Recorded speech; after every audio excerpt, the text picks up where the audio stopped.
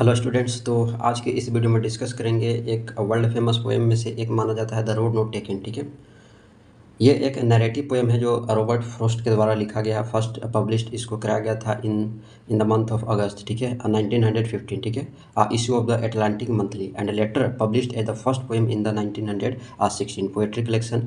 नाम इसका याद रखना, माउंटेन इंटरवल। ठीक है, इसका सेंट्रल थीम है द डाइवर्जेंस ऑफ पाथ्स। ठीक है, both literary and figuratively, although its interpretation is noted for being complex and potentially divergent। ठीक है, इसको ध्यान में रखना। इसको जो पब्लिश्ड फर्स्ट टाइम जो इसको पब्लिश कराया गया था इन द एटलांटिक मंथली में। ठीक है, जनरल इसका है नैरेटिव पोएम है। मीटर की बात कर लेता है राइम स्कीम। ठीक है, राइम स्कीम इस पोएम का है ए बी। ठीक है, पब्लिकेशन डेट है अगस्त 1915। लाइन्स इसमें जो कंसिस्ट है वो 20 है। ठीक है, मीटर इरेगुलर है, आयम्बिक टेट्रामीटर है। ठीक है, इसको ध्यान में रखना। आगे मैं बता देता हूँ कि ये जो पोएम है पब्लिश्ड फर्स्ट टाइम पब्लिश्ड हुआ था 1915 में। Publication differs from the 1916 republication in mountains interval. In line 13 line में mark is replaced by cape. ठीक है, तो जब इसको रीपब्लिश कराया गया तो इसमें मार्क जो है 13 लाइन में आपको देखने के लिए मिलेगा। अभी जो आप पोएम हम लोग स्टार्ट करेंगे तो उसमें आपको मैं दिखाऊंगा। ठीक है, तो इसके जगह पर केप्ट जो है ना रिप्लेस कर दिया गया है and a dash replaced a comma in line 18। ठीक है, तो ये जो इसको ध्यान में रखना, मोस्ट इंपॉर्टेंट चीज़ें हैं ये। ठीक है, बैकग्राउंड की बात करता हूँ तो Frost spend the years 1912 to 1915 in England, where among his acquaintances was the writer Edward Thomas. ठीक है, तो एडवर्ड थॉमस और ये रॉबर्ट फ्रॉस्ट ये एक दोनों क्या थे, क्लोज फ्रेंड थे ना, लंगोटिया यार थे। And took many walks together, और वो साथ साथ रहते थे, चलते थे, फिरते थे ना, घूमते थे। एक दिन क्या हुआ कि as they were walking together, दोनों साथ में वॉकिंग कर रहे थे, they came across the two roads, एक ऐसी जगह पर पहुंचे जहां पर दो रोड डाइवर्स हो रहे थे। तो Thomas was indecisive about which road to take. ठीक है, कि कौन सा जो है रोड टेक किया जाए, ठीक है, चुना जाए। And is retrospect often lamented that they should have taken the other one. ठीक है, इसके बाद जो थे रॉबर्ट फ्रॉस्ट रिटर्न किए टू न्यू हेमिस्फीयर में इन 1915 और he sent Thomas an advance copy of the road not taken. ठीक है, Thomas took the poem seriously and personally and it may have been significant in his decision to enlist in world war first. Thomas was killed 2 years later in the battle of Arras. ठीक है, तो ये इसका जो है background था। ठीक है, हिस्टोरिकल बैकग्राउंड। स्ट्रक्चर की बात कर लेता हूँ तो the poem consist of 4 stanzas, 4 stanzas हैं, है ना, और ऑफ 5 लाइन्स ईच, और एक स्टेंजा में 5 लाइन है। With the rhyme scheme, rhyme scheme इसका है ए बी। ठीक है, the first line rhymes with the third lines and fourth lines and the second line rhymes with the fifth line. ठीक है, इसको ध्यान में रखना। The meter is iambic tetrameter है with each line having 4 2 syllable। ठीक है, feet the in almost every line in different positions an iamb is replaced with an anapaest. ठीक है, तो इसको ध्यान में रखना। रिदम की बात कर लेते हैं तो the road not taken reads conversely. ठीक है, begin as a kind of photographic depiction of a quick moment in yellow wood. ठीक है, तो इसको ध्यान में रखना। अब जो है मैं इसको बात करता हूँ। ठीक है, लाइन बाय लाइन इसको अब हम लोग शुरू करते हैं, लेकिन उससे पहले आप कुछ और भी जान लो कि जैसे इसमें जो मीनिंग है द रोड नॉट टेकन का, ठीक है, इसका मतलब क्या है। इसका मतलब है a poem about the journey of life. ठीक है, the two roads diverse in yellow woods, ये क्या करता है, सिंबलाइज करता है पर्सन्स की लाइफ को। ठीक है, द नरेटर्स चॉइस है ना, इसमें जो नरेटर है चॉइस करते हैं about which road to take represent the different decisions we sometimes have to make and how those decisions will affect the future. कि मतलब जब चूज करना होता है तो उस समय व्यक्ति को जो है काफ़ी सोच समझ करके चूज करना होता है। ठीक है, अब जो है मैसेज बता देता हूँ इस पोएम का। ठीक है, इस पोएम का मैसेज क्या, ये हमें क्या सजेस्ट करती है, तो sometimes in life we have to make decision, हमें कभी ना कभी लाइफ में जो डिसीजन लेना होता है। ठीक है, विदाउट द फुल नॉलेज, और भी बिना नॉलेज की, ठीक है, फुल नॉलेज की, and understanding of the state of affairs. ठीक है, तो इसके समझ करके जो है हमें ज़िंदगी में कभी ना कभी जो है चॉइस करना होता है, डिसीजन लेना होता है। ठीक है, और वो खुद लेनी होती है। बात समझ में है। अब हम इसको लाइन बाय लाइन स्टार्ट करेंगे।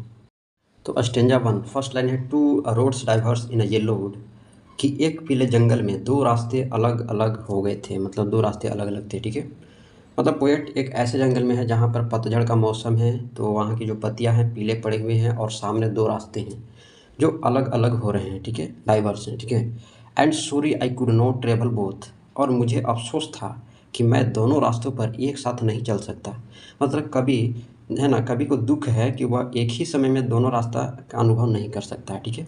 अब चलना है तो किसी एक पर ही चलना होगा, 2 रास्ते अलग-अलग हैं तो दोनों पर चलना संभव नहीं है, ठीक है। नेक्स्ट जो लाइन है कि and be one traveller long I stood, और एक ही यात्री होने के कारण मैं वहाँ लंबे समय तक खड़ा रहा और सोच सोच में डूब गया ना, तो सोच में डूब गया पोएट कि कौन सा रास्ता पर चलें, ठीक है। And looked down one as far as I could, और मैं जितनी दूर तक देख सकता था उस एक पीले रास्ते को देखता रहा, ठीक है। मतलब वह पहले रास्ते को ध्यान से देख रहे थे कि वहाँ कहाँ तक जा रहा है, ठीक है ना। तो एक नज़र जो है उन्होंने दौड़ाई, ठीक है। नेक्स्ट जो लाइन है कि to where it bent in the underground, जहाँ वो रास्ता झाड़ियों में मुड़ गया था, ठीक है। तो मतलब जब पोएट खड़े थे और खड़े होकर के जब उन्होंने दूर तक नज़रें दौड़ाई, तो दूर तक जब उन्होंने नज़र दौड़ाई तो वहाँ रास्ता जो है झाड़ियों में क्या हो गया, मुड़ गया, ठीक है। मतलब रास्ता आगे जा कर के दिखाई नहीं दे रहा था, ठीक है, चूँकि वो मुड़ान था तो कैसे दिखेगा। तो ये बात समझ में आया। तो ये फर्स्ट स्टैन्ज़ा है। सेकंड स्टैन्ज़ा की फर्स्ट लाइन है कि then took the other as just as fair, कि फिर मैंने दूसरा रास्ता चुना जो उतना ही सुंदर था। वह दूसरा रास्ता भी पहले की ही तरह अच्छा और सुंदर लग रहा था, ठीक है। And having perhaps the better claim, ठीक है, कि और शायद उसमें चलने का ज़्यादा अधिकार था। मतलब कि यह रास्ता थोड़ा कम चला गया था, इसलिए कवि को लगा कि यह अलग अनुभव देगा, ठीक है। तो मतलब वैसे रास्ता पर वो चलना चाहते हैं जिस रास्ते पर अभी तक कोई नहीं चला है, ठीक है। Because it was grassy and wanted wear, क्योंकि उस पर घास थी और वह ज़्यादा चला नहीं गया था, ठीक है। मतलब उस रास्ते पर कम ही चले गए थे, उस पर कम लोग चले थे, इसलिए वह अधिक प्राकृतिक और नया लग रहा था, ठीक है। नेक्स्ट जो लाइनें हैं कि though as for that the passing there, कि हालांकि उस रास्ते पर चलने वाली की संख्या कम थी, ठीक है। लेकिन जब दोनों रास्ते की तुलना की गई, दोनों के रास्ते की कंपैरिजन की गई, तो had want them really about the same, कि उन्हें वास्तव में लगभग एक जैसा ही बना दिया था, ठीक है। दोनों रास्तों पर चलने वाली की संख्या लगभग समान थी, ठीक है, जब इसको कंपैरिजन किया गया तो। थर्ड लाइन की फर्स्ट लाइनें हैं कि and both that morning equally ले, और उस सुबह दोनों रास्ते एक जैसे ही पड़े थे। जब कवि वहाँ पहुँचा तो दोनों रास्ते ताजगी से भरे और बिना पैरों के निशान के थे। In leaves no step had trodden black, कि उन पत्तों पर कोई कदम नहीं पड़ा था जिससे वे काले हुए हो। अभी तक किसी ने उन रास्तों पर नहीं चला था, मतलब वो उस सुबह, ठीक है, उस सुबह उस रास्ते पर किसी ने चला नहीं था। कि oh I kept the first for another day, कि ओह मैंने पहला रास्ता किसी और दिन के लिए रख छोड़ा, है ना, किसी और दिन के लिए जो है रख छोड़ा। कि मतलब कभी कभी सोच रहे कि वह पहला रास्ता कभी और चलेंगे, ठीक है, बाद में कभी देख लेंगे, अभी दूसरा रास्ता पर चलते हैं। नेक्स्ट जो लाइनें हैं कि येट नॉलेजिंग how way leads on to way, लेकिन मुझे पता था कि एक रास्ते दूसरे रास्ते की ओर ले जाता है। कवि को यह अभी एहसास था कि जीवन में लौटना शायद मुमकिन नहीं होगा, ठीक है, कि इतना समय नहीं है कि फिर दूसरा रास्ता पर चल सकूं, ठीक है। I doubt if I should इवर come back, इसलिए मुझे शक है कि मैं कभी लौट ना पाऊँ, ठीक है, कि मैं कभी लौट पाऊँगा, ठीक है। तो उन्हें शक है, डाउट है, शायद वह पहले रास्ते पर कभी चल ही नहीं पाएंगे, ठीक है। फोर्थ स्टैन्ज़ा की फर्स्ट लाइन है कि I shall be telling this with a sigh, कि मैं यह बात एक आह के साथ कहूँगा। मतलब भविष्य में जब वो अपने जीवन को याद करेंगे तो यह निर्णय उनके लिए खास होगा, ठीक है, ये महत्वपूर्ण होगा। Somewhere somewhere edges and edges hence, कि किसी दूर भविष्य में वर्षों बाद वह समय आने पर अपने जीवन के इस मोड़ को याद करेंगे, ठीक है। Two roads diverse in a wood and I, एक जंगल में दो रास्ते अलग अलग हो गए थे और मैंने, वह उस समय को याद करेंगे जब उसे दो रास्ते से चुनना होगा, ठीक है। I took the one less travelled by, कि मैंने वह रास्ता चुना जिस पर कम लोग चले थे। उसने वह रास्ता चुना जो आम लोगों से अलग था। And that has made all the difference, और उसी ने मेरे जीवन में सारा फ़र्क ला दिया। यही निर्णय उसके जीवन की दिशा और परिणामों को बदलने वाला साबित हुआ, ठीक है। कि ये जो अंतिम लाइन है कि and that has made all the difference, और उसी ने मेरे जीवन में सारा फ़र्क ला दिया। और यही डिसीजन उसके जीवन की जो डायरेक्शन है और जो रिजल्ट है उसको बदलने की क्या हुआ, साबित हुआ, बदलने वाला क्या हुआ, साबित हुआ, ठीक है। तो ये अंतिम लाइनें थी, इसको भी मैंने बहुत अच्छे से समझाने का प्रयास किया है। अब इस पोएम की सेंट्रल आइडिया के बारे में जान लेते हैं कि जो कविता है जीवन के उन डिसीजन पर आधारित है जो हम अपने रास्ते तय करते समय लेते हैं, ठीक है। अब हमें चूज करना होता है कि क्या चूज करना है। अब कवि यह कहना चाहते हैं कि हमारे द्वारा लिया गया निर्णय ही हमारे भविष्य को आकार देता है, ठीक है। हमारे भविष्य को सुधारता है ना? कभी-कभी हम ऐसा रास्ता चुनते हैं जो अलग होता है और वही रास्ता हमारे जीवन को क्या बनाती है? ख़ास बनाती है, ठीक है? तो ये चीज़ जो है इसका मेन आइडिया अगर देखा जाए तो यही है। यह कविता जो है जीवन में लिए गए निर्णयों पर आधारित है। कभी एक जंगल में 2 रास्तों के बीच खड़ा हुआ है, ठीक है? और उसे एक रास्ता चुनना है।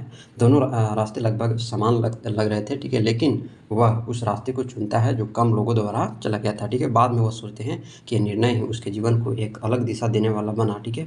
और ये कविता हम रिप्रेज़ेंट करती है कि हम जो फ़ैसले लेते हैं, वे हमारे भविष्य को आकार देते हैं, ठीक है? थीम की बात कर लेते हैं तो पहला जो थीम हो सकता है इस पोएम का चॉइसेस इन लाइफ़, ठीक है?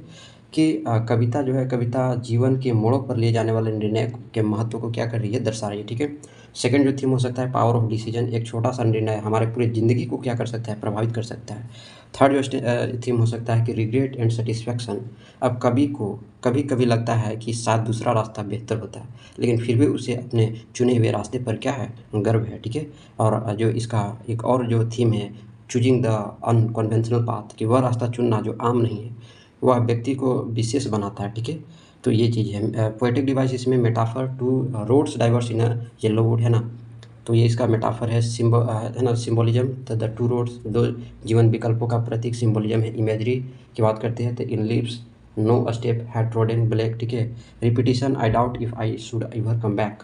Enjoyment line flow without pronunciation, है ना? पंक्चुएशन, तो उसको एन्जॉयमेंट करती है। तो ये सब पोएटिक डिवाइस जो है इस पोएम में यूज़ हुए हैं, ठीक है? बात समझ में आया? तो ये चीज़ जो है इसमें है। पर्पस इस कविता को लिखने का क्या रहा होगा, ठीक है? कवि ने इन्हें लिखा क्यों? तो जीवन में जो लिए गए महत्वपूर्ण निर्णय होते हैं, तो वो जो है ये कविता क्या करती है, रिप्रेज़ेंट करती है कि कई बार हमें 2 विकल्पों में से चुनना होता है और उस निर्णय से हमारा पूरा ज़िंदगी जो है पूरी तरह बदल सकता है। यह कविता हमें सिखाती है कि हमें अपने निर्णयों को सोच समझ कर लेना चाहिए क्योंकि उनके परिणाम गहरे होते हैं, ठीक है? तो ये जो है पूरा मैंने इसको बताने का प्रयास किया है। वीडियो अच्छा लगा हो तो लाइक करना है, चैनल को सब्सक्राइब करना है। मिलते हैं नेक्स्ट वीडियो में।